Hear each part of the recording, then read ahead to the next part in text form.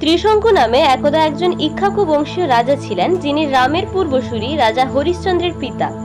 একদা তিনি জীবিত অবস্থায় স্বর্গে যাওয়ার ইচ্ছা করেন।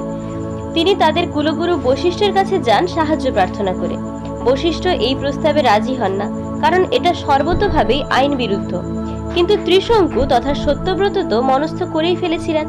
তাই বশিষ্ঠের কাছে সাহায্য চেয়ে বিফল হয়ে তিনি গেলেন তার প্রতিদ্বন্দ্বী ঋষি বিশ্বামিত্রের কাছে, যিনি সত্যব্রতের প্রস্তাবে রাজি হন। বিশ্বামিত্র তপস্যাবশে ত্রিশঙ্কুকে স্বর্গে পাঠানোর ব্যবস্থা করেন, কিন্তু স্বর্গে ইন্দ্র ও অন্যান্য দেবতারা ত্রিশঙ্কুকে ঢুকতে দেন না। তারা তাকে মর্তে পাঠানোর ব্যবস্থা করে, তাই ত্রিশঙ্কু না স্বর্গে স্থান পান না মর্তে। যাই হোক, বিশ্বামিত্র সত্যব্রতের জন্য আরেকটা নতুন ইউনিভার্স তৈরি করেন, যেখানে ত্রিশঙ্কু রাজত্ব করে, এবং এই থেকেই তার নাম হয় ত্রিশঙ্কু। ত্রিশঙ্কু শব্দের অর্থ হলো যিনি তিনটি পাপ করেছেন।